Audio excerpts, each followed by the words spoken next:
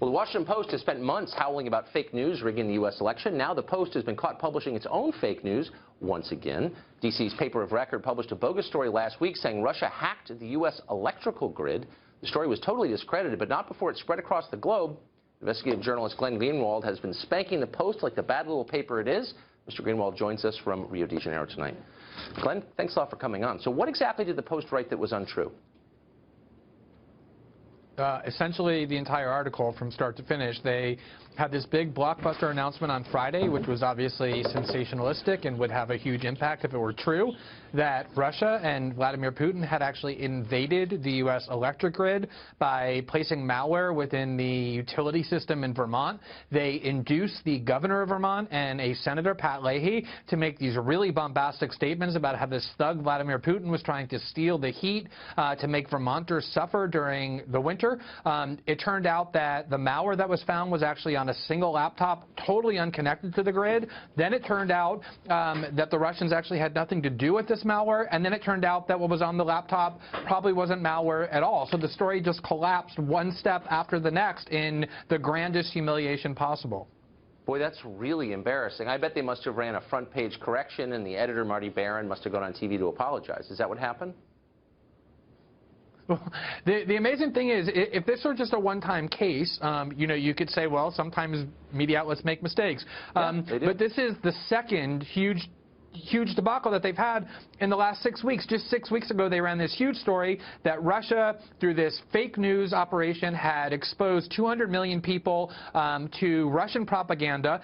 A huge story that went everywhere. As it turned out, it was based on a list compiled by a secret group, a new group, that was accomplished only by putting huge sites, mainstream sites like the Drudge Report, and various Clinton-critical sites on the left, labeling them Russian propaganda outlets. The story collapsed after 2 weeks. There's a huge editor's note at the top of the story. Marty Barron, the head of the paper, when the story came out, announced it, unveiled it on Twitter, made a huge deal out of it. When the story collapsed and they had to discount their own source, he said nothing, the paper said nothing, so the story went everywhere. The retraction was heard by a tiny fraction of the people, and we've seen this over and over throughout the last year when it comes to Russia reporting.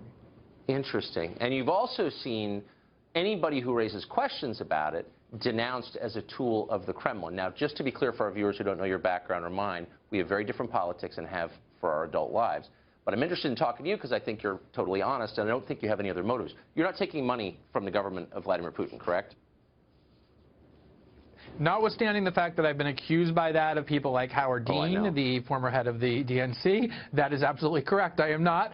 And in fact, you know, you just heard the report that came out today was just another set of repackaged conclusions from the Intelligence Committee, which may or may not be true, that, again, were completely unaccompanied by evidence. And when you simply point that out, that the intelligence community keeps just repeating itself over and over, its assertions, without providing evidence that can be evaluated whether or not it's true, that subjects you to claims that you must love Vladimir Putin, that you're probably working for the Kremlin, when in fact it's just the basic kind of skepticism that all journalists should be exercising.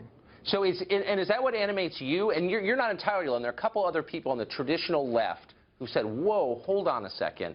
This is not straight reporting, and we ought to ask real questions before we accept the conclusions the government hands us.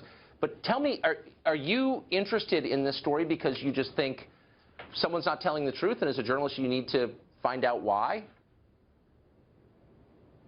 I mean, I think, you know, a lot of us came of age. You know, I started being a journalist and writing about politics in 2004, 2005, in the aftermath of the debacle of the Iraq War, where, you know, people were discredited, like Judy Miller in the front page of the New York Times, because they were just believing whatever the government was telling them without verifying it or asking for evidence, and that led to this disastrous war that killed hundreds of thousands of people. And I thought the lesson from that, and there's lots of examples like that, that's just the most memorable one, I thought the example we were all supposed to learn from that was that we shouldn't accept government claims unless we see evidence it's true, particularly when the consequences are so grave. You have John McCain saying Russia has engaged in an act of war. Nancy Pelosi is accusing journalists of being accomplices of Russia who reported on this story, which is basically every media outlet in the country, including yours and mine. These are really serious charges. We should see evidence for that. Exactly. That's my perspective precisely.